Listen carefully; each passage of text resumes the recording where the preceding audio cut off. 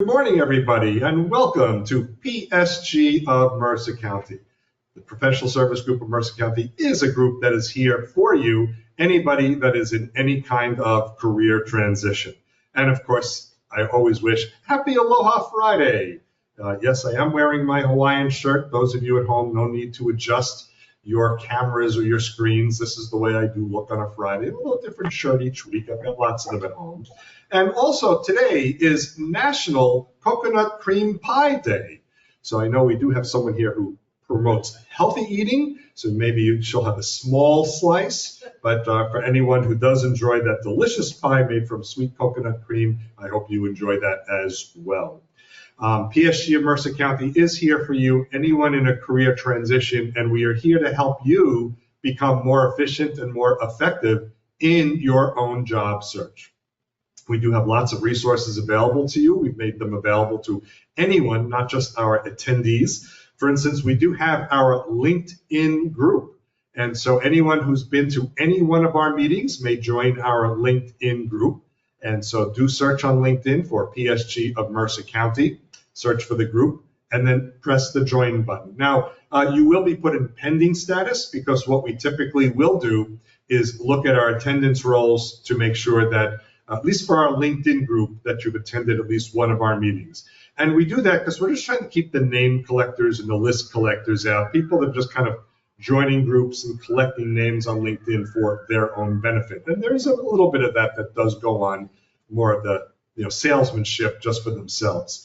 But once you're in our group, you'll find we have over 1,700 members in our LinkedIn group.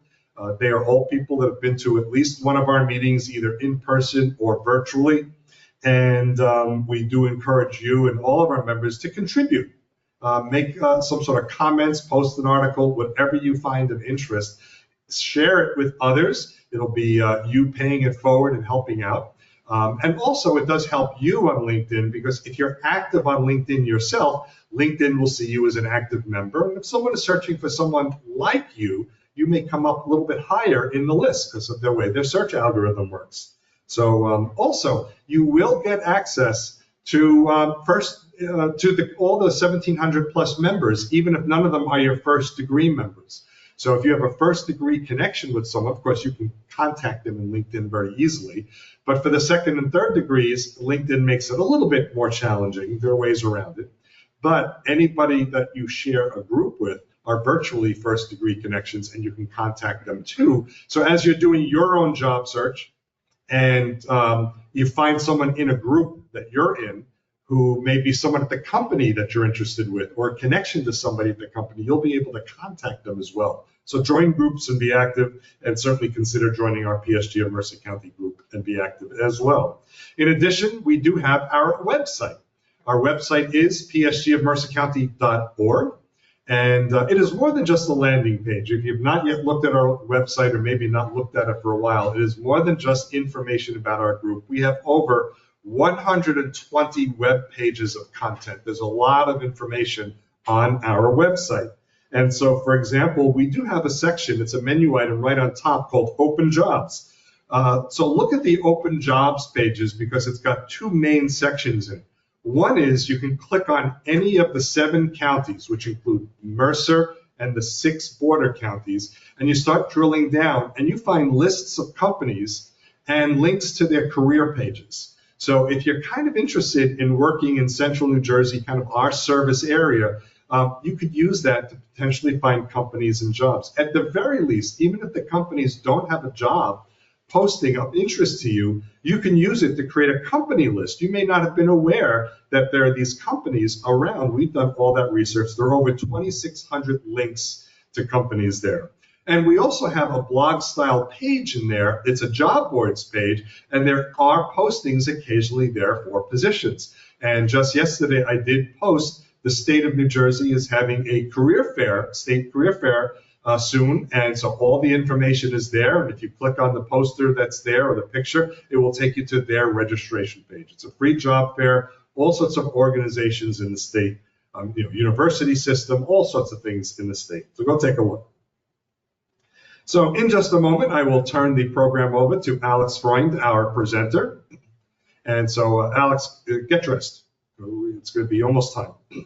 And so just want to remind you that do keep your microphones on mute when you don't actively have a question. But of course, if you have a question, you have a couple of options. One is you could just politely unmute yourself, say, excuse me, Alex, I have a question. He'll be able to take that. He may ask, does anyone have a question? That would be a good time. Or also, if you'd like, leave a question in chat. Chat is kind of a little either circle or square icon with a kind of a tab on it. It's either circle or square, depending on the version of GoToMeeting you have. And when you click on that, chat will open. Write the word question, and then write your question, and we will announce it on your behalf. If you just write the word question, it'll be the virtual equivalent of raising your hand. We'll acknowledge you there as well. So that's the way we'll manage it for all of you virtually. Anyone in the meeting room also, we just ask as a favor, if or as you have a question for Alex, please use the microphone, because we want to make sure that two things. One is that people virtually will hear the question, because if you're in the room back there, it may not come through the microphone. Or the other thing, the library does have a hearing loop system. For anyone who has a hearing loop compatible hearing aid, they will more clearly hear your questions as well, which is why, of course, we use microphones here as well. So with that, PSG is very pleased to welcome back Alex Freund. Known as the landing expert, Alex Freund helps his clients improve their interview performance by removing the fear so they feel confident during the process. For the last 17 years, Alex has helped more than 1,300 clients, ranging from managers to CEOs in a variety of industries. Alex is volunteering and active in several job search networking groups, where he is an occasional presenter, as he is here. He teaches via his workshops on interviewing, resumes, LinkedIn, value proposition, personal branding, and personal marketing. PSG of Mercer County is always pleased to welcome one of our very good friends, the landing expert, Alex Freund. Thank you very much. David, thank you very much. Thank you. I feel very honored to be invited here. I've been here many, many times, not that I'm counting, but I checked, it's number 28. And interestingly enough, in March of 2017, I presented this presentation right here. So I'm very, very comfortable, very familiar with it. And again, David, thank you very much for inviting me. My pleasure. Now, I was looking at this slide that you're seeing, and I'm just questioning whether I should go through my slides. Probably you prefer to look at that young lady and looking at me. And yeah. You see, people agree. By the way, we have a significant number of people attending in person, and that's great, because this is what we want to do. We want to build this up. Hopefully, it will be again full room. So I'm convinced that perhaps I should go through my slides. So it's an interesting picture. I took this picture. I was invited several years ago to make a presentation in Pennsylvania, and I presented on branding, and I said to people, look, you need to be different. They will hire you because you're different and not because you look like everybody else. So let's start with the elevator pitch. Do you guys remember we used to have something called elevator pitch? Yeah. So I said, I would like everybody to stand up and give your elevator pitch. So people went around, and all of a sudden, at one point, this lady that you see on the slide jumped on that side table. I didn't know what to do with her, but she gave her elevator pitch from there. She was evidently inspired by the fact that I said, you need to be very different. And she gave her elevator pitch. Now, I'm not recommending that you jump on a table when you give your elevator pitch, but, you know, she is distinctly different. By the way, I did ask permission to take her picture and to show it, so I'm okay with her. Now, let's move on. Basics. There are 2 steps to landing a job. One, you need to be selected for an interview from among many other qualified applicants. That's the first thing. If your resume or your LinkedIn profile does not have anything there that's inviting the interviewer, guess what? You will not be invited for an interview. So first, you need to have your marketing collateral. You have to have your LinkedIn resume that good that somebody says, come in, I want to interview you. That's step number 1, clearly. Now, The next step is this. You must beat your interview competitors. Why am I saying that? Because guess what? I wish I could say, I invite only you. There's one opening and I invite only you. This will not happen. I invite you. That's good news for you. Great. Let me give you bad news. I have another 6 resumes on my desk and I'm going to invite those people as well. So yes, by the way, only in the Olympics, there is more than one winner. In the job market, unfortunately, there is only one winner and the rest are not winners. So yes, it's very, very important that you be number one. So let me ask you a question. Why is personal branding so important? Again, today I'm going to talk about branding and why is it so personal branding? Why is it so important? Well, in the past, after losing their jobs, people would distribute their updated resumes, but with very little success. Now, am I saying the truth here? Is this what you have done? I admit, I've done that. I lost my job and I started, sending out my resumes to others. After all, I want a job. But I did not have too much success. I want to ask the audience here, is this something you did? Just say yes or no. Yeah, people are nodding. Yes, that's what we do. They'd also connect with past co-workers and other networkers, but that too was ineffectual. Yeah, we lose our jobs and we reach out to people that we know, but that doesn't really bring a lot of success. That's the fact. These were emotional reactions to the new reality of not having a job. We lost our job, and now we are energized emotionally to go and talk to people and distribute our resume and do whatever it takes. Lots of energy. But again, it's not bringing good results. Are we in agreement? Again, we need to communicate. This means yes, this means no. Okay, good. So what I'm saying is this. The right way to start a job search is similar to project management. Upfront planning, then execution. Again, when you are in transition, what you need to do is do a plan. Don't just jump in and do the best you can because you're emotionally driven. You have to have a plan, like a project management plan, and then follow and execute. So, how to start the job search properly? That's the right question. There are several steps. I'm going to go through these steps with you. I have, by the way, a part of this presentation, 2 stops. I'm going to ask you questions. In the meantime, if you have at any time, even if in the middle of my sentence, you have a question, please come up here to the microphone and ask. But I have 2 stops where I'm going to invite questions from the audience. So first, number 1 is gather self-awareness, inputs from your value proposition. Again, self-awareness. You need to know what you're selling. Because if you don't know what you're selling in an interview, guess what? They don't know what to buy.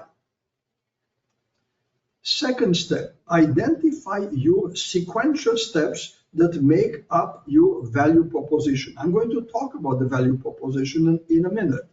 But again, you need to do that in a certain sequence. Very, very important. Your value proposition is basically what you're selling. This is what you're selling to the next employer. So here it is. First, what is it that you do? It's such a simple, it's such an innocent question. I ask this many, many times with people that I work with, and they go on and on and on and on, and they tell me what they do. And they say, no. You have to summarize it because the listener is not always ready to hear your 5-minute dissertation. You need to really, really compact it, and you need to answer to this question because this is what the audience wants to hear. What is what you do? Such a simple, such a short, such an innocent question. I want to tell you, it's difficult. It's difficult to write it well short. So that's the first question. The next question becomes a little more difficult. Who are the customers you serve? Again, there are some people that clearly you can say, these are my customers. And by the way, these are not my customers. But then you have something in the middle that I call a no man's land. Are they a customer? Sometimes, well, perhaps, this is where the difficulty comes in. It's easy to identify who are your customers. It's easy to identify these are not my customers. But then there is in the middle a group of people that you say, perhaps they are. This is where the difficulty comes in. But it behooves you to identify clearly who your customers are, because you need to communicate with those that are your customers. You're wasting time if you are in the chocolate making business and you talk to electrician. I know electricians like chocolate, but electrician and chocolate manufacturing, there's nothing in common. The third question becomes even more difficult. The question is, what value do those customers get from you? And by the way, I'll tell you where the difficulty is. Your thought is irrelevant. Their thought is 100%. I remember, by the way, I used a coach that helped me with this, and I remember vividly what he said. Alex, take off the top of your skull, take your brain out, put it on a shelf. Put your customer's brain in your skull, now start thinking. I will never forget his analogy. And I said, but I cannot do that. I still need to think with my brain. He said, no, that's not good. That's not good. When you ask what value those customers get from you, it's important to get input from your customers, not what you think. Sometimes you say, I know they benefit from this and this is the value. No. You really need to get input from others, because this is what counts, not what you think. And it's difficult, by the way. It is difficult. Not only to enumerate them, but at the same time to make it compact. You're not allowed to talk for 10 minutes. Do it in 45 seconds. And here comes the next one, and that is really difficult. What do your customer perceive as unique, advantageous about you? Remember that the interview has one basic question. The main question of the interview is this: why should I hire you and not John, George, Peter, Mary, and Joe? If I am the hiring manager, then my boss asks me, come to my office, I want to talk with you. Alex, congratulations. I understand Monday you have Roger starting with us and he'll be in our team. That's great, congratulations. By the way, Alex, why did you hire Roger versus David and Joe and Mary and Jean? I have to have an answer. I cannot say, Roger is such a nice guy, really. Then he'll say, and why are you paying him so much money? We don't pay so much money because he or she is a nice guy or gal. Okay, so the part of the interview, from the interviewer end, is you have to walk away at the end of the interview with knowledge. Why are you hiring? What are the reasons you're hiring this individual and not somebody else? So these are the 4 questions. Okay, so the next step is identify your strongest personal brand attributes. By the way, you are a brand and you have a brand. The question is, what are those personal brand attributes? Well, what are people talking about when you are not in the room? Let me pick on Gary, because Gary sits here up front. When people are not here, but they say, Gary is smart, Gary has an MBA, Gary is always congenial, Gary has a big heart, Gary is always ready to help others. And he has many, many others, but I just give a few. So you need to gather those. By the way, let me give you a hint. Where can you gather that? If not from other people that know you and know you well, I'll tell you where you can gather that. I am a huge proponent of doing personal tests. Myers-Briggs, DISC, And I'll tell you why. Because once you do it, and most of them are free, you will get a summary, a 2-3 page printout. Go through it and pick out sentences. At the end of the day, this evaluation is an evaluation of you. So it gives you in writing sentences about you. Pick that and put that on your LinkedIn profile. Put that a part of your resume. Why? This is you. That's what you're selling. Okay. Next step. Step number 4, develop your marketing strategy. That's a serious statement. Remember, you are a product. I hate to call you names, but you are a product in the marketplace. That needs to be marketed, and you need to do that well. You need to do that like marketing is all about. Marketing talks about advertising, publicity, research, social media. These all make up what marketing is. You are a product that needs to be taken very, very seriously and developed. Once you do that, I want to remind you, don't forget the advertising. Advertising is very, very important. Again, I checked this morning, I advertised on LinkedIn that I am making this presentation here today. Shy of 1,200 people looked at it. And honestly, I did that because I wanted to test it. I wanted to see when I advertise something, how many people look at it. So here I put it all in an order, summarizing what I just said. Self-awareness, value proposition, branding, marketing, advertising, and that will lead you to an interview. And here is the caveat. Most people fail because they start with step number 5, the advertising. You lose your job, you take your resume, and you will start spreading it all out. You don't do a self-reflection. You don't develop your clear value proposition. No branding. You don't worry about that. No marketing. You don't know what marketing is all about. All you know, you have a resume and you want a job and you go out and you send it to people and then you go home and you pray. I think praying is a good thing. I don't know how helpful it is in job search. Again, I'm very, very pragmatic, but if praying helped you in the past, please keep praying. Now, if the steps are done correctly, you'll have a leg up on others who jumped into the job search haphazardly. Now, I hope you start identifying my sense of humor here. Do you see leg up, this horse leg up? I try to put it together, yeah? Yeah, that's what it is. Okay. Now, any question? That is my first step. I invite you to ask me questions about what we discussed so far. I dumped on you a lot of information, and I fully recognize that. Please go ahead, but please come to the microphone. If you don't mind, please use the microphone so we can all hear. Good morning, Alex. My name is Serge.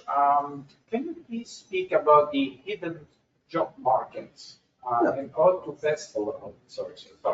Yeah, why don't you repeat your question again so others can clearly hear it? Sorry. Good morning. You move away. Oh, sorry. I'm pushing you. Okay. Like a rock star. Good morning, Alex. My name is Serge. Can you please talk about the hidden job market and how to best stop this? Absolutely. Thanks for asking. There is something that's called a hidden job market.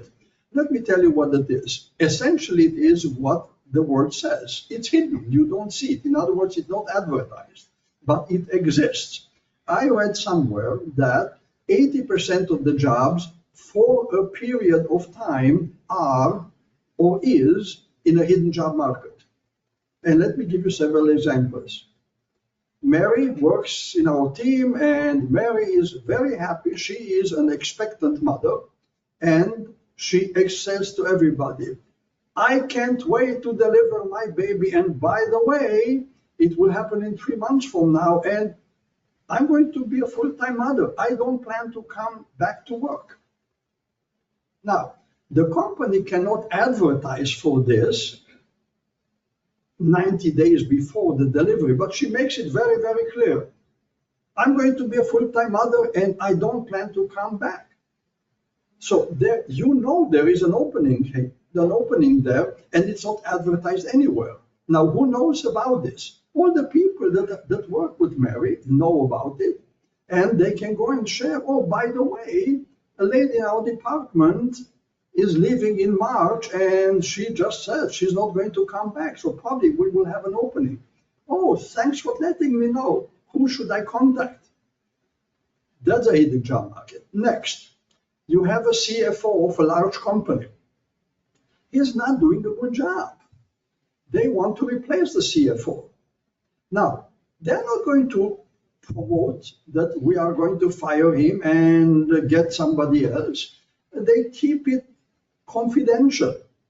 But they're looking because they know once they find somebody, they will go through the process and the CFO will no longer be there. So clearly there is a hidden job market. Now, how do you get advantage using that? Be out there and talk to people.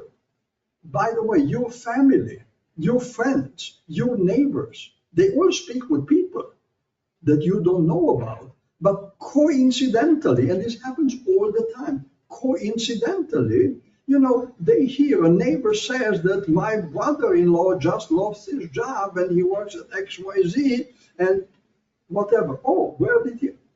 And then you follow up.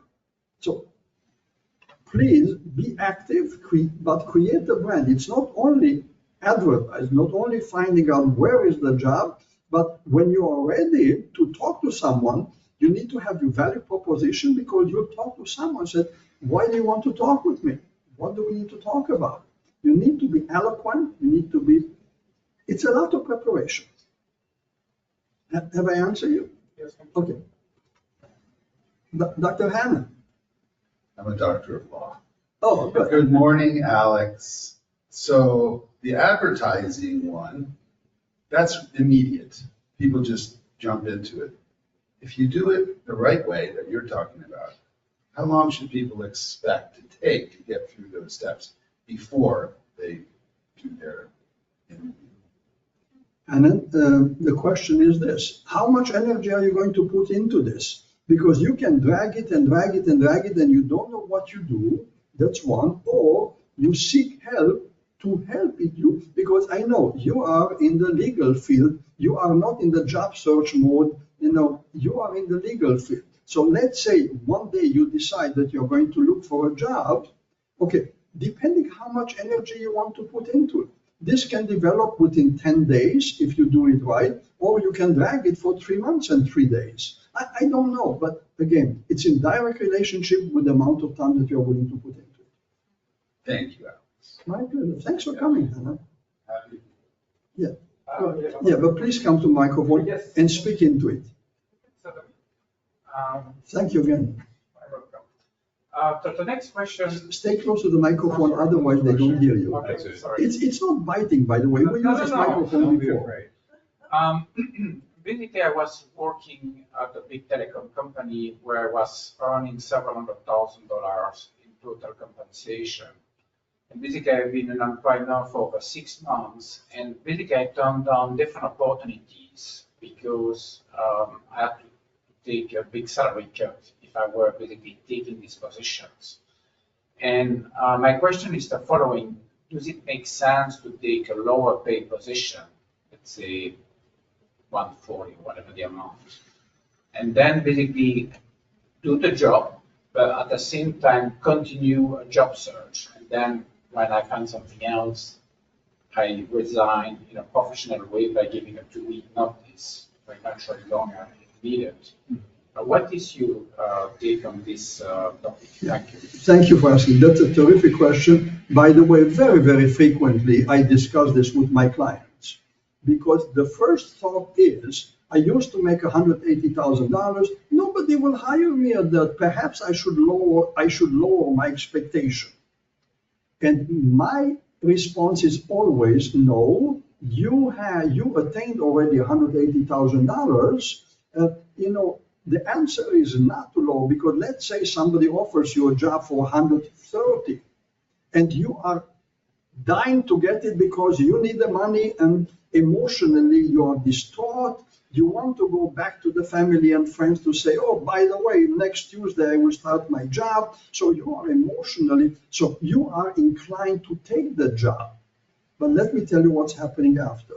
After 3 months that you'll work day and night and the boss is going to ask a lot from you, you'll say, I used to make $180,000.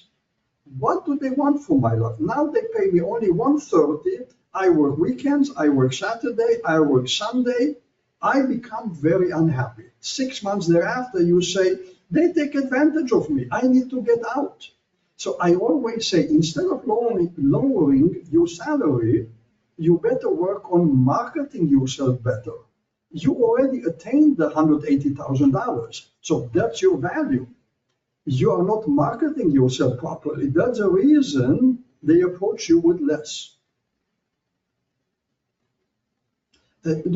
Get closer because Yes. I cannot hear you. Yeah, the challenge when, for example, you look at a job post on LinkedIn, it's a marketing director or eventually hire, is that often they don't indicate the salary range because in some states of our country, it's not legally required. If you apply for a position and then basically at the time of the first interview, usually with the human resource, you learn that the pay is, let's say, 140, and basically there is not even any room for negotiation. And that's why I turned on 2 opportunities like that back in February, because I had the impression they were taking a gun, putting that against my head, is such take it or leave it. And literally that was the dilemma that I had. But what I know from past experience, and I agree with you, Alex, if you take a lower paying job, it will hurt you because the following employer will look back at your salary history and they will say, okay, Serge, if you think you're worth $700,000, why do you take a position that's at 130? That's my concern. I don't want to do that again. Thank you, Serge. I can tell you this, very early in the process, the recruiter will say, by the way, what kind of money are you looking for? That comes very early in the process. It's a practical question. They don't want to waste their time because assume I invite you to my office, I like you, and we don't talk money.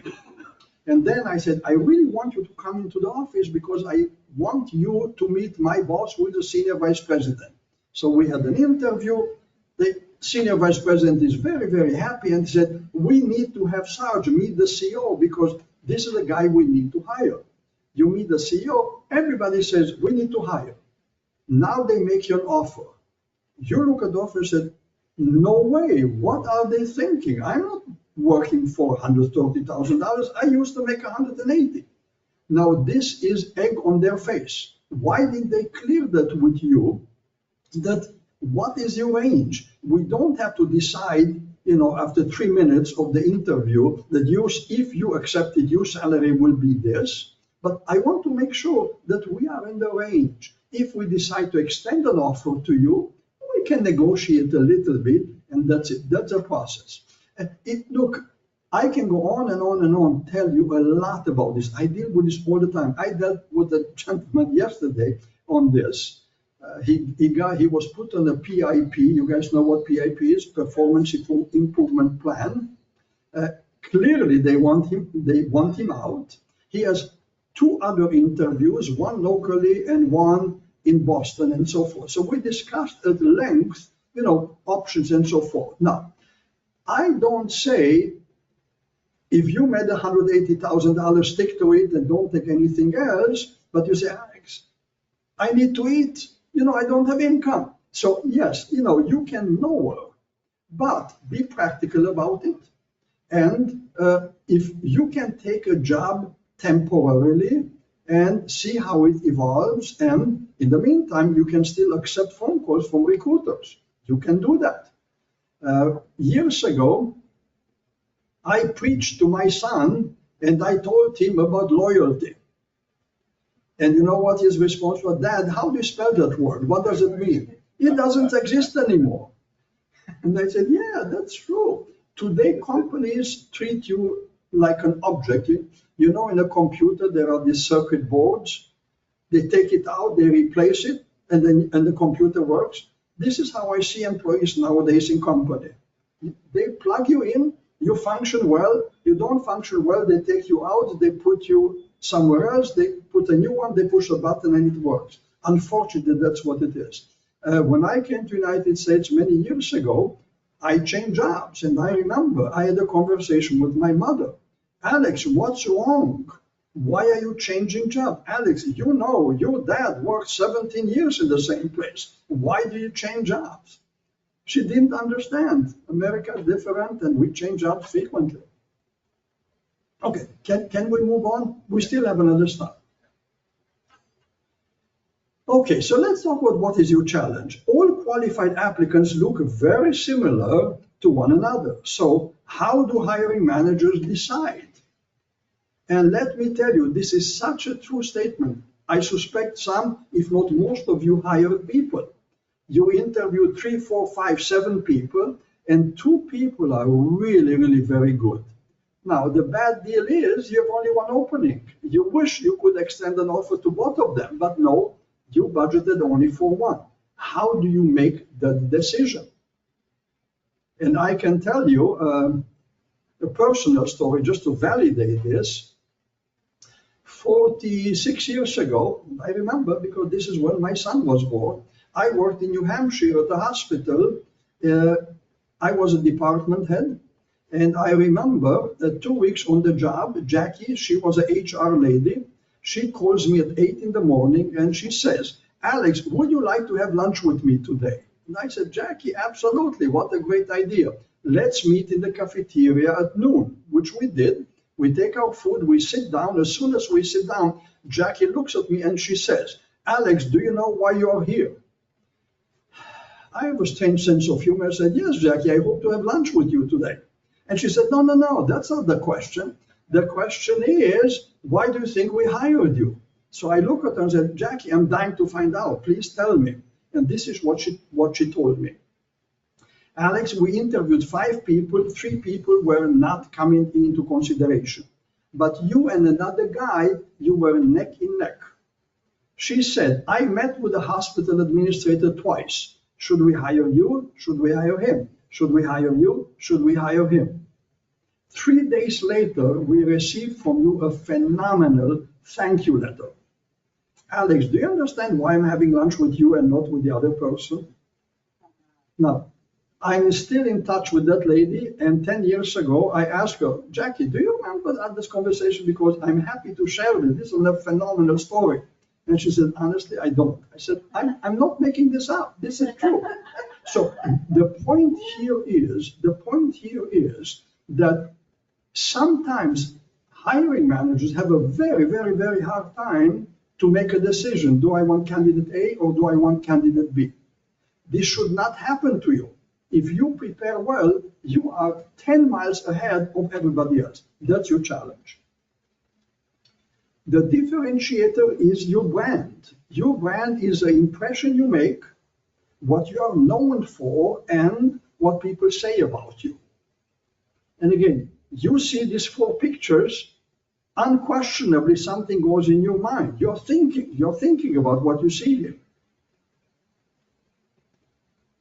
A brand is not a logo, a tagline, or a product, but a relationship.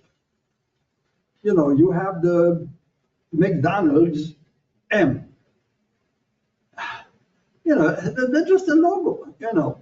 But you have some emotional relationship with that store. You like it, you don't like it, whatever. So again, this statement says the brand is not a logo, it's not a tagline, it's a relationship with that entity. People tend to relate to others they know, like, and trust. That's a fact. That's a fact. They will hire you because somehow they know you, they read your resume, you came in, they talked to you, they like you. How do I know they like you? Because if they don't like you, they have options. They move on to somebody else. And trust. If they don't trust you, guess what? You will not get a job offer. So these are the 3 things that must be there. Hiring managers evaluate your personality and your cultural fit into their organization. One of the statements that I say to all my clients, we select for skills, but we hire for personality and cultural fit. What brings you to my office is your beautiful resume and LinkedIn profile. That's good. I also have several others on the desk that they have the skills that I need. Okay? So, beyond the skills that everybody knows that I consider hiring, they have the skills that I need. Now I'm fine tuning it. Do I like you? Do I trust you? Personality? Do you fit into our organization? California-based startup, small company, 7 people. The youngest is 23, the oldest is 32. You show up without knowing your age, they just look at you and they can tell you are not in this range. You are double, or perhaps even more. Okay, so the question, do you fit or you don't? Question, perhaps yes, perhaps no. Okay. So here is how you develop your brand. 3 questions. You remember 4 questions for the value proposition, 3 questions for your brand. Who are you? It's a new question. Who are you? When you talk about the brand, you need to articulate who you are. What do you do? You remember what do you do was the question at the value proposition, same question. But the third one is, why does it matter? Again, we're talking the brand, why does it matter? So here I'll give you my example. Who are you? I'm a career coach specializing in interview preparation. I'm known as a landing expert. Is this clear? Does it make sense to you? Did I answer to your question? Say yes or no. Yeah. Good. Very short, very short. You don't need to be, 5-minute dissertation. What do? I help people in transition and those contemplating a career change prepare for job interview. I help people prepare for job interview for those people that are in transition or they want to move on. Very short, very simple, easy to understand. Why does it matter? While interviewing, my clients feel prepared, confident, and relaxed. That's why it matters. Again, it's very short, very much to the point. I don't think anybody will come and say, Alex, I don't understand. Can we do it again? Okay, I think very short, and it's difficult to concise it to make it so short. Okay, that's my next step. Any questions? Again, I gave you a lot of information. And I'm so happy there are people that are volunteering. Thank you so much. Hannon, the lawyer. Yeah. So I want to go back to that fit illustration. So isn't what you described age discrimination, Alex? Do I want to describe age discrimination? No, isn't what you said, doesn't it describe age discrimination? Somebody comes in who's double the age of the people in that room. Do they fit? That's not the right question. The right question is, can they do the job? I'm not saying people don't discriminate, but we shouldn't give them that window like that. That's what fit means. Sometimes fit means your personality is too boisterous or you're too quiet. That's not unlawful, but your age, you're double the age of the people here, that's unlawful. I know it's unlawful, and I know you have a red car and you drive in Princeton. I know that. Now, there is this octagonal sign, it's red, and it says, it indicates you are supposed to stop, right? You're familiar with the stop sign, right? Yeah. Now, can you tell me in all honesty that every day, every time when there is a stop sign, you fully stop? Your speed is 0.0. Can you tell me that? Or sometimes you just roll over. Is it possible? Shelby always stops. I do not always stop. Okay. So I think I made my point. You're absolutely right. It's illegal. and I am smart enough to know it's illegal, guess what? I will never say, you're too old for us. I will never even get close to it. But I will find a reason why. I'm not saying you're bad, but somebody else is better than you are. And this age discrimination issue, we don't talk about. Why? Because it's illegal. Go ahead. Please come close to the microphone. Close. It's interesting that we speak about lawyers. I am also a former practicing lawyer, but I graduated from the law school in Belgium, but that's a detail. Basically, what I have seen recently on LinkedIn is that some companies trying to go around the age question by asking you in the so-called online questionnaire, usually a few questions, when did you graduate? And I think that's kind of a subtle way of finding out my age, because if you knew that I graduated from Vanderbilt University in the late 90s, you can figure out that I'm no longer 35 years old. What is your take on this? Because you cannot skip the question. You have to basically give a year, basically for the beginning of your MBA, in my case, the end of the MBA at Vanderbilt. What do you suggest on that subject? Thank you.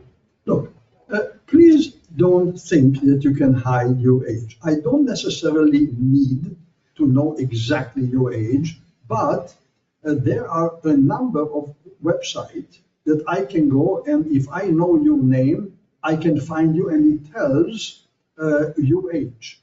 There is one that I use, it's called familytreenow.com. familytreenow.com. First name, last name, state, click, you will come up, and your age will be there. And probably most likely the name of your spouse will be there. You know, it's a very useful. So sometimes when I'm interested in someone's age, rarely, but sometimes I want to know before I meet them, so I know what this is all about. I go there, within seconds I find out their age. But talking about the age, Sarge, I don't need you to tell me when you were born. I look at you and I can tell 32 you're not. That was a while back. And that's my concern. I don't need to know you're 53 or 48 or 73. That doesn't matter. You don't fit, and I don't need to talk about it. Just 1 second. Patty, you have a question? Oh, Please yes. get close to the microphone. Yes, hi Alex, everyone. I'm Patty Sheffer, and the question that I get when I'm at a job fair, I like to go to job fairs just to practice what I'm saying to people to see the reaction. And a lot of times I get this question is, tell me about your technology skills. And I maybe I'm wrong, I don't know, but I kind of take that as a little bit asking about my age. But I do know all of the Office, Microsoft Office, Excel, and just let them know all of the technology skills that I do have. And they're a little bit surprised. Their face seems a little surprised when I tell them I know, Microsoft Access, Excel, PowerPoint. I've done many PowerPoint presentations. I know Handshake. I also know Salesforce. I've worked with it for over 8 years, and they seem a little bit surprised. So is that kind of a question that they're asking behind the scenes, Alex, or is it just do they really want to know? I can answer to that. I think in this case, they are clearly interested in your technology skills because you can be advanced in age and they will still be very good.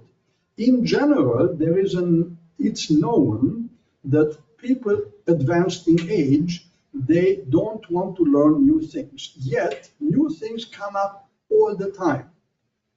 Let me give everybody a secret here. I'm aging like you do every day, okay?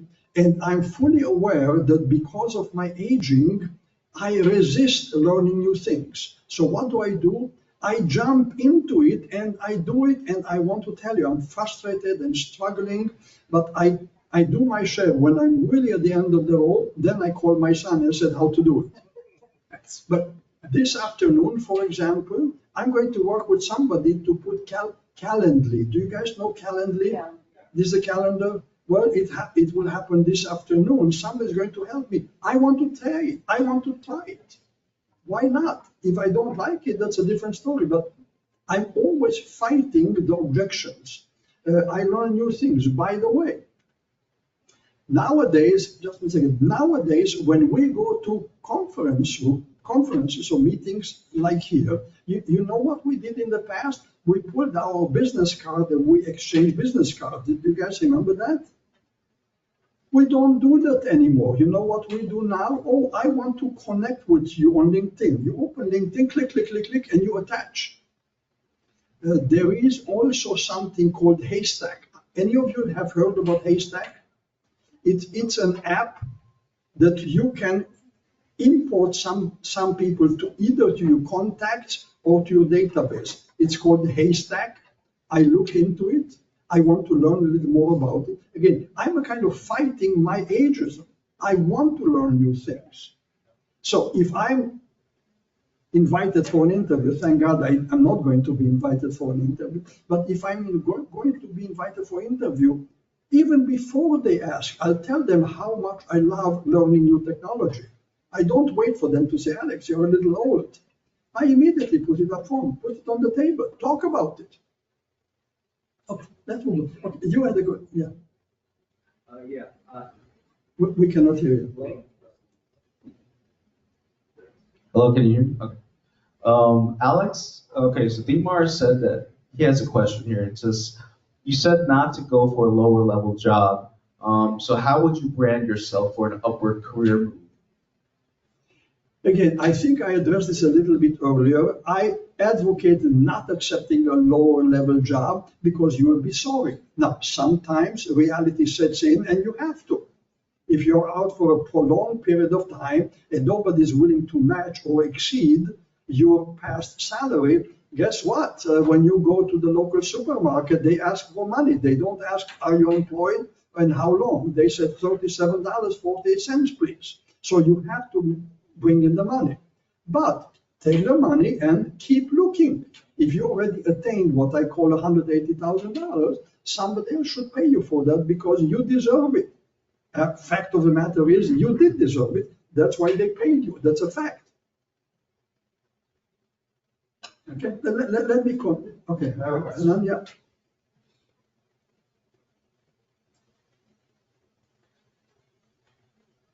So Alex, so real estate goes up and it goes down. Yeah. Bitcoin goes up and down. Why can't somebody's worth in the marketplace go up and down? It could, and it will. I looked up some statistics, and I'm going to ask you guys here. I looked at salaries in America, all salaries, on age. It goes up, but there is a certain age that the salary starts. Again, this is statistics. This is millions of people. What do you think is the age that the salaries will start turning down? Anybody?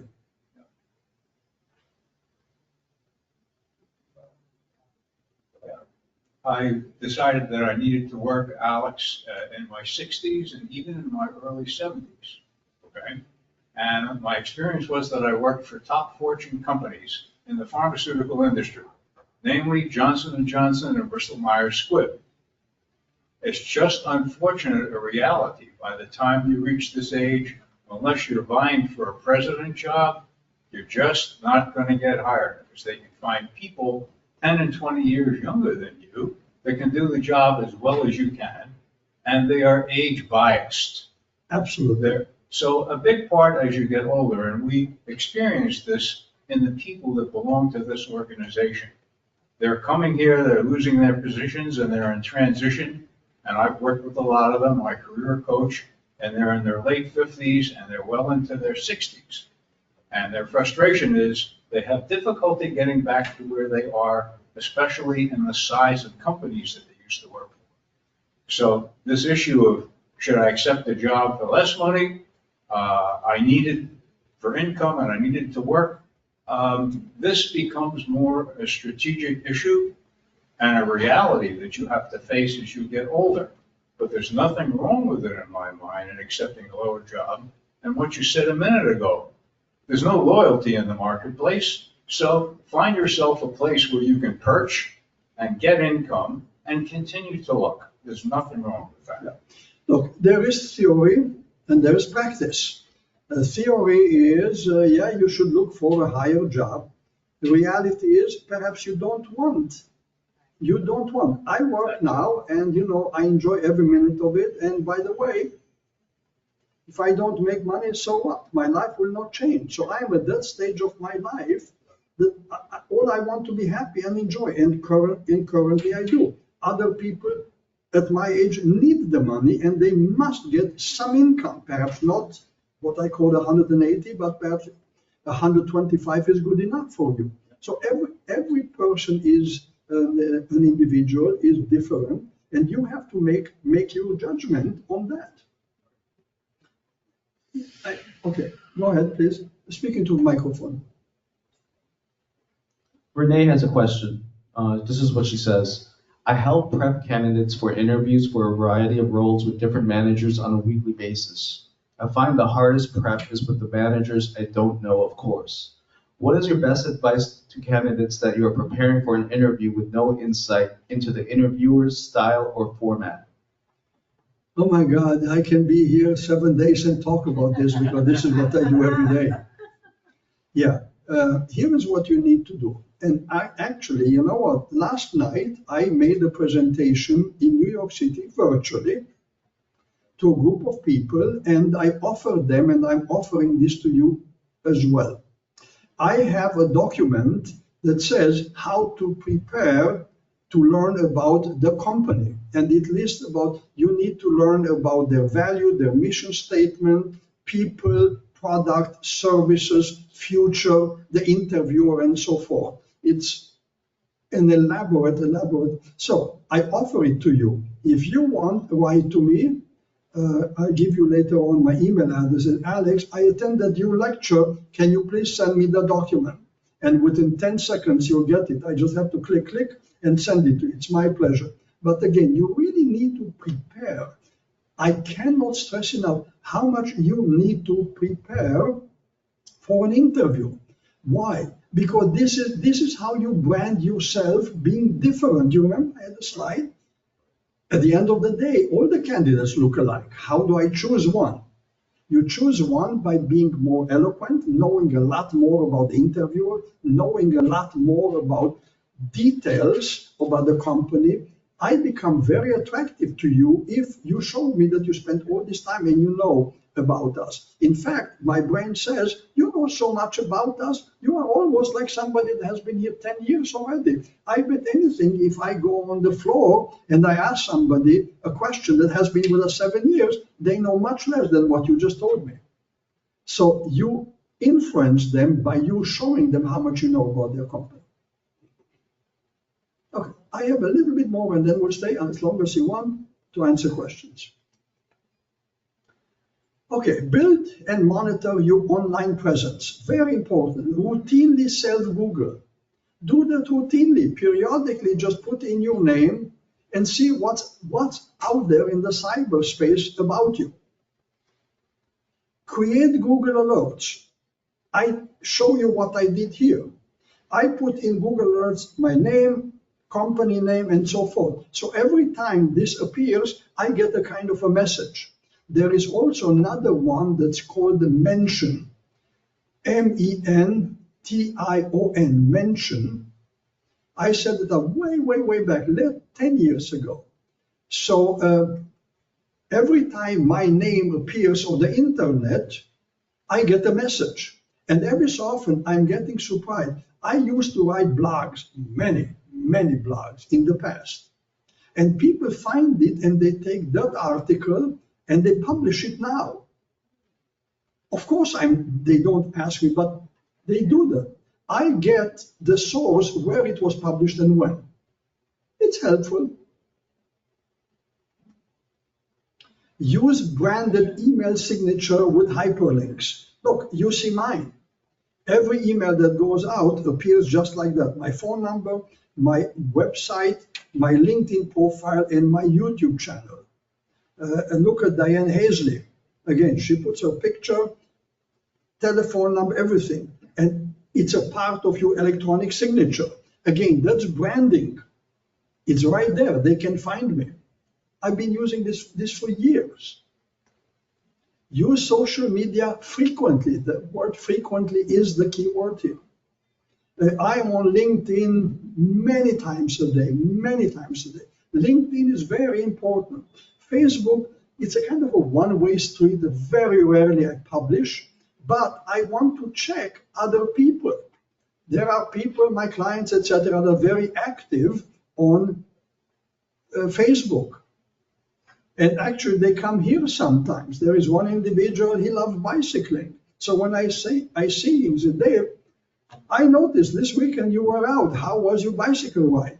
So I want to learn about them. Oh, somebody had an anniversary. Somebody became a grandfather. So yes, I use it very, very frequently. I also go to Instagram, yes, because my son publishes pictures of my grandkids there. But that's the reason I'm going there. Post stuff on LinkedIn, as you can recognize here. I use this all the time. 2 to 3 times a week, I post things that I think it's relevant to people. You know why I do this? Because there is a saying, out of sight, out of mind. I want people to see my name. Perhaps they don't want to talk to me, perhaps they don't need my services. Fine, I'm very happy. But 3 months from now, I said, oh, wait a second, I remember Alex wrote something, let me call him. Again, out of sight, out of mind. Post things. And if you don't want to write anything, take somebody else's posting and repost it. And then you get credit by Mr. Google. The differentiator is your brand. You must be viewed as a different and unique in a positive way. Look at this. Assume your job is to select a zebra. How do you select a zebra from this crowd? Well, in this case, it's very easy. Think about this. You appear out there like a zebra. They have many, many applicants. The question is, why should I talk to you and not to somebody else? Personal branding consists of image, influence, perception, and reputation. Now, we have a lawyer, or 2 lawyers actually here, so I'm not going to get in trouble with them, but you have an opinion about these people. You have an opinion about these people. The 4 gentlemen, no, let me say it again. Perhaps there's 1 gentleman and 3 other people. You have your opinion, I have my own. I'm not going to discuss it here. But again, personal branding consists of an image, influence, perception, and their reputation. Branding is a mental picture you create in others' mind. That's very profound. That's exactly what it is. When you go back to and you look at one of these, President Reagan, okay, there is a mental picture in your mind about him. It's a picture. I think we are at the end. No, Google evaluates your brand for relevance and context. Again, when you write something, it has to be relevant to what you do. I focus on job search, interviewing. I stay very narrow. I don't write about other things unless I comment, other people write, and I comment on their stuff. But that's fine. But when I post something, I stay very narrow. It's interviewing, job search. That's what it is. I want to stay within my brand. LinkedIn is like Google, but limited to your connections. Same thing like Google, but it's only within your connections and within your LinkedIn family. A positive online brand promotes your chances of getting hired. Clearly, I don't know how to say it louder. That's very clear. A negative brand results can sink you. You can create a positive. It's very difficult to build a strong positive brand. It's so easy to ruin it. I gave you a very good example. This was our hero during 9/11. Okay, and look what happened. Negative public records references such as felonies. I can share your story. I was a part of a group, and there used to be a guy that came there very, very often, charming, nice. I liked him a lot, very popular, great. He stopped coming. He stopped coming. He stopped coming. I looked him up on Google. He's in jail. He was in jail. He was a sexual predator, and he was caught, and he did it twice, and he sat in jail. That's the reason he could not come to the meeting. So again, sometimes this stuff is hidden, but it's there. So you need to build your brand very carefully, because you can ruin it instantly. I think this is the end. Okay. This is my contact information. I leave it up here for a few seconds, and okay, your opportunity to ask further questions if there are any. Yeah, great. We have people here. Busy today. That's what Alex does when I'm presenting. Right. Alex, Yeah, I want to go back to the slide with the zebras. okay.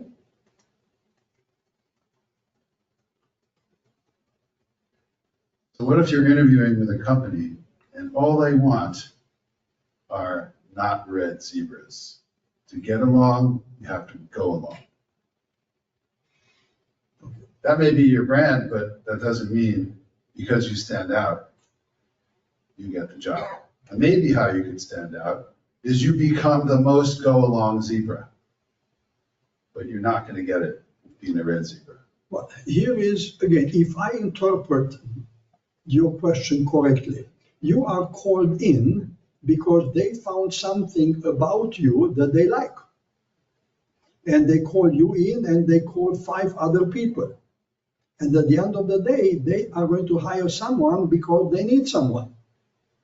So all the 5 or 6 people, they have great stuff. That's the reason I'm willing to give an hour to each. But then at the end of the day, I need to make a decision. Who am I going to offer the job to? The one that stands out.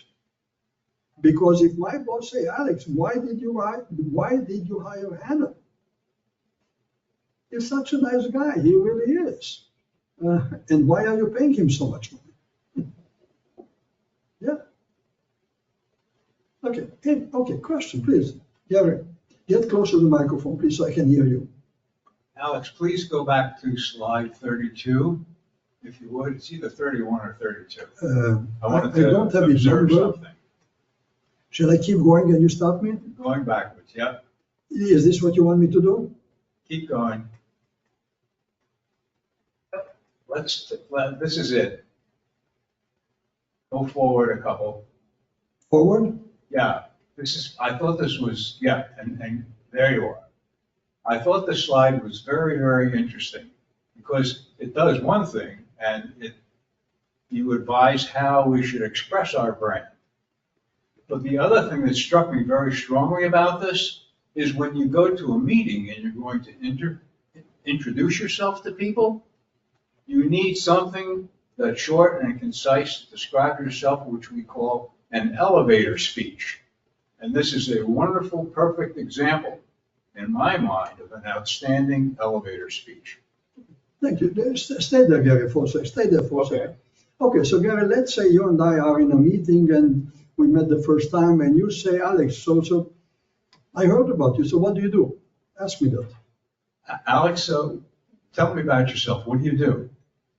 Gary, I've been helping people improve their communication skills when they go for an interview. That's what I've been doing for the last 17 years. I love doing it. I've done it many, many times. Yeah, that's what I do. Mm-hmm. Are you clear in what I'm doing? Is there any question in your mind? None, right. Okay, very concerned. Now, if you are interested more about me, then you keep asking questions. What would be the next question you would ask me? Yeah. How did you decide that you're going to specialize in interviews? How did you come to that? Thanks for asking, Gary. You know what? Early on, again, I've been doing this for 17 years, and for about 3 years or so, I was what I call general career coach. I have good resumes with LinkedIn, communication, business cards, thank you letter, like every other coach does. And I came to conclusion, I don't want to be a jack of all trades. I want to be a specialist. Right. The example I often give is this. Gary, when you have an eye problem, do you go to a foot doctor? And the answer is no. And I said, why not? He's a doctor. Because I don't have a foot problem. I have an eye problem. So, people come to me because they are invited to resumes. They are invited to interviews and they don't get the job. Point in case. Phone call. Alex, hi, I'm calling from Chicago. I have a PhD. I work for a pharmaceutical company. Alex, I had 6 interviews, no job offer. Alex, what's wrong with me? I'm almost literally telling you this phone conversation. Wow. So I said to the gentleman, I'm willing to help you. I need to know a little bit more about you. What do you think? You didn't get it? And so, but we both came to conclusion that he has a PhD, he has pharma, 20 years experience, everything is great, but he doesn't answer properly, at least better than the other people that compete for the same job. I get it all the time, all the time. Yeah. So you want to be a specialist because people will come to you. The example I often say this, Gary, by the way, I'm a doctor. I'm not, you know that. I'm a doctor, and I started with being a general practitioner, but I wanted to specialize. So I went back to school. Now I'm a surgeon. And by the way, I operate only on the human brain, nothing. I never touch anything. Oh, by the way, only on the right side of the human brain. Never on the left side of the human brain. Okay, so people will stand in line because if they need surgery on their brain, on the right side, then I'm the person. Yes. You see, so yeah, I always advocate, when you go for an interview, don't tell them, oh, I can do this and this and this and this and this. It's too much. Narrow it down. Be a specialist and they'll pay you their fee.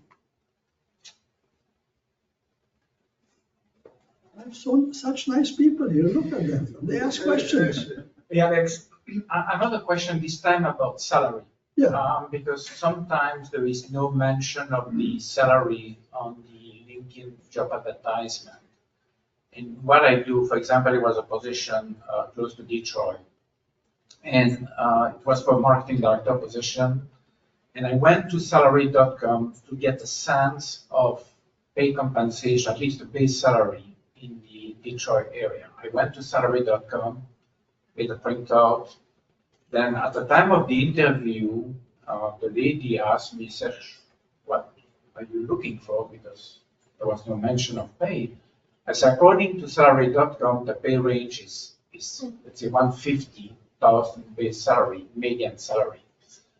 And basically, the pay they were proposing was between $80,000 and $110,000 for marketing director position. Because sometimes I get that question during interviews because I have no idea what they offer. And I realize that a smaller company cannot offer, let's say, what my former company, Verizon, can put on the table. How do you deal with this type of question when a salary.com looks like kind of an objective benchmark? That's the first question. I will let you answer. Okay, very easy. I get this all the time. First of all, you were on the wrong website. Salary.com and Glassdoor, they will give you, oh, this position is from 125 to 395. That is not helpful. There is one website that is always very helpful. It's called payscale.com. Payscale.com. By the way, that's a fee for service. They will ask you to pay for their services, but what you'll get a mini brochure, exactly what your job. First of all, they ask you, what is your experience? Where have you worked? What has been your responsibility? And then they match it. They ask for money because they will give you exactly, instead of giving you a range, which is a mile long, which is not helpful to you, they will give you a real number, not a number, but a range. but it is geographically adjusted. That's most important. Let me tell you why. I always say this. A plumber in New York City makes way more money than a plumber in Scottsbluff, Nebraska. Why? What is a plumber doing? Toilets, fixing toilets and fixing faucets, right? I mean, whether it's in New York City or Scottsbluff, Nebraska, it's the same. Why is it in New York City they make double the money than there? Because geographically, this is what it demands. So you may be moving from one part of the country to another one. We have very different pay scales. I can share with you very briefly. A client of mine calls, Alex, I live in the Midwest. I make $250,000. I have a job offer for $300,000 in Southern California. I said, congratulations. Are you going to take it? Yes, I'll make $50,000 more. I said, okay, allow me to tell you what I tell my kids all the time. It's not how much you make, it's how much you keep. Alex, what do you mean? Well, are you familiar with the cost of living? The bottom line, I ended up giving the name of my personal financial advisor. They talked and they had two columns. They compared. He came back to me and said, actually, I'm not going to walk away with more money in California, despite the fact that it's $50,000 than here. And then I said, and let me give you another bad news. Once you work in California and you make $300,000, one day the job will end and you want to come back east, nobody will even look at you. You already made $300,000. Are you kidding me? We pay only $180 here. Okay, so you need to be smart. You need to be smart. You need to understand what you're getting. Yeah, absolutely. Hi, Alex. So I just want to remind your viewers and listeners about salary history. Not every jurisdiction is the same. New Jersey prohibits a questioner, an interviewer, a headhunter, whoever, from asking those questions for the reason that the law here says that it discriminates against people. They don't want to drive the value to the lowest denominator. If you can do the work for 130,000, but in fact, the market is really 180,000, then the employer has no right to do that. The only time they can ask is when they're picking you. They can say, by the way, now we need to know, what have you been making? Because you want to make sure that you didn't misrepresent yourself. Okay, fair. That's fair. Thank you. Thanks for the clarification. David, do you think, okay, we have one more question perhaps, and then David, I think we reached the end, right? Very good, thank you. Alex, this time is a question about, again, the so-called small online questionnaire that you get on LinkedIn when you apply for a position. Sometimes, I think not sometimes, but on a regular basis, they ask you how much marketing experience, or I mean, in my case, it's marketing. And they ask you eventually several questions about different aspects of marketing. Well, someone like me has decades of experience. Basically, if I put that I have, let's say, 20 years of experience, I age myself, do you think that's somewhat smarter to basically downplay my experience and put not 20, but let's say 10, because the job description say 10? Why should I basically put more? Because eventually they will think that I'm too expensive. What is your take on that question? Thank you. Excellent question. I'm not sure if I can answer that as excellent as the question was. You seem to be so concerned with age, and ageism is there. I don't care what the law says. If you appear to me over the age that I want, or it could be, by the way, under the age, and I'll come back to that in a minute. If you appear over the age, I will not tell you, but you are disqualified in my mind, and you will never find out that age influenced. Now, let me talk about the other direction, not being over the age, under the age.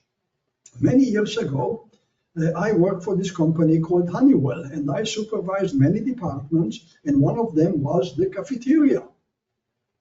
So I needed a cafeteria manager. And the young person showed up, and I Now I can talk about it. I can tell you, I did not hire him because he was too young for me. You know, a cafeteria, 40 people, you know, you're only 20 some odd, and you're people in their 60s still working there in the cafeteria, whatever. I don't want a 25-year-old kid. I mean, I didn't think is the right thing. So I hired somebody equally qualified, but 40 some odd. No. Hanan, will I be punished for saying this? I mean, I know this is illegal. I'm so glad we have labor lawyers here because I don't want to get in trouble. We have the jury is right here. How many people think Alex is guilty of age discrimination 20 years ago? Yeah, sorry. But I think the question had to do with listing your experience as an alternate. And maybe they're searching out to find, I know what I would do. I think I would say, if that was my concern, I would say at least 10 years. Yeah. Something like that. Yeah, don't be super sensitive to this issue. If they want you, they will take you. If they trust you, they like you, you have the skills and all this, you'll be hired. I don't care how old you are and I don't care how you look. And if they don't, you'll never get in. It doesn't matter if you have 3 PhDs. So Alex, I have one really good example to share. So New Jersey, which is pretty progressive nationally on these issues, unions protect people much better than the state law, but state law is, that's what you got, that's what you got. So New Jersey, along with Philadelphia and some other jurisdictions, some years ago, banned questioning people about their criminal record. Mm-hmm. The reason is, for public policy, the state doesn't love having to pay welfare benefits and food stamps and such, because somebody, whenever they come for a job, they're forced to say, I do have a felony or whatever conviction on my record. So instead, in every round of interviews, but the last one, management is not allowed to ask. They can't do a search. They're just, if they do it, they can try to get away with it, but legally they're not supposed to do it. Why is that? For the reason you just said, let them fall in love with you. And then when you tell them that you murdered your sister with an axe, they're less concerned. Yeah. And by the way, so I want to share with you something that I interviewed at Honeywell as a supervisor. I did not want to apply for supervisor. I was a manager already. I was a director already. Why would I interview for supervisor? But I hated my previous job so much. I said, I'm going to apply. They interviewed me. They offered me the job as a manager, not as a supervisor. And then I was promoted to be a director. Okay, so it happens. It's a real case. Okay, I think we reached the end. David wants me to finish, I know. And it was my pleasure. Thanks for coming in. We have a big crowd. We have a big crowd here. And yes, let's build up the crowd here every week from here on. Thank you. Alex, thank you very much. Thank you. I'm sorry, I'm not trying to throw you off, but I know it means you'll be one step closer to your 29th visit. So Yes. that'll be important. Yeah, Alex talked about a lot of things. There was a lot of very wonderful information on the slides. You guys had some terrific questions. I noticed one slide you described what is a brand, and I immediately wrote down Jeff Bezos has a famous quote. Well, some of us know. Your brand is what others say about you when you're not in the room. It was very similar to what you wrote. So you didn't steal it, so that's good. But that's kind of what your brand is, what people think about you when you and they are not together. So just kind of think about how you're projecting yourself, what you're leaving behind as you exit the room, whether it's just a discussion, meeting, or an actual interview. Hanan had an interesting question about wondering how long it takes to uncover the hidden job market. Alex talked a little bit about, there's a lot of work involved. And coincidentally, this past week, we had Chinese food. They gave us fortune cookies, and I got a fortune, and I kept this one. Now, most of them we throw away, except for the numbers that are on the back. But this one I kept. It takes a lot of time to achieve instant success. So it's not, I don't know who the author is. I'm not sure if it's translated from a proverb or so, but I thought it was really very apropos to job search in general, but it seemed the timing, I didn't know if I would have it to talk about today, but to your question. So, you do put a lot of time and effort in, but that homework is what really pays off. And then you have the opportunity to shine and be successful. Serge was wondering about salary. And one thing occurred to me was if somebody either asks what your salary requirement is, or if you're in a less progressive state, you're not negotiating at that point. You're just stating, you're giving the opportunity to not waste time with them because you want 180 and they're offering 100. Now, my opinion is if you would have said, I would take 100, then state at the first meeting 100. Go through the go through the interview process, find out what the job is really worth, and then you negotiate your way up. So if you were willing to take the 100 or 130, that's the number you can say. You're not negotiating, you're just keeping yourself in the game. Don't really get too hung up, in my opinion, get hung up. But then you'll be in a better negotiating. Well, when I talked to the two managers, this is what I learned, and this is why the salary is more. So kind of separate that from negotiation, but tremendous amount of skills, great questions that came up. So thank you very much, Alex, as always, and appreciate everyone here who was participating. Want to let you know what's coming up over the next couple of weeks because we are here just about every Friday morning. Next week, Lisa Magnocchi will be here, and Lisa will be talking about networking success strategies in a virtual world. And I actually think that's not what she's talking about. I think she's actually going to be talking about presence intelligence. The reason why is I got an email yesterday saying she's changing her topic. But Lisa will be here no matter what she talks about. And she's wonderful. She's an expert on presence intelligence, how you project yourself. I think it's a great follow-up topic to branding yourself, because it's a way of now not only understanding your brand, as Alex helped us do, but maybe projecting it as well. And the following week is Memorial Day weekend, so we will not be meeting that Friday. So the 26th of May, we will not be meeting either in person or virtually. I believe the library is open, so come enjoy the facility here, but you won't be enjoying the meeting, unfortunately. Tomorrow morning, the Breakfast Club of New Jersey meets, thebreakfastclubnj.com.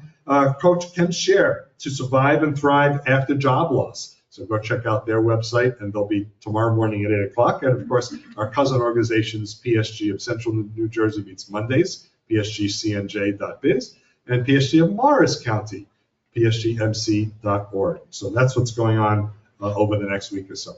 So once again, thank you to Alex for presenting in person today, of course, and continuing to be a wonderful supporter both of job seeker support, and PSG of Mercer County. And until we get to see you all next week, hopefully, either live or virtually, I'll simply say, bye, everybody.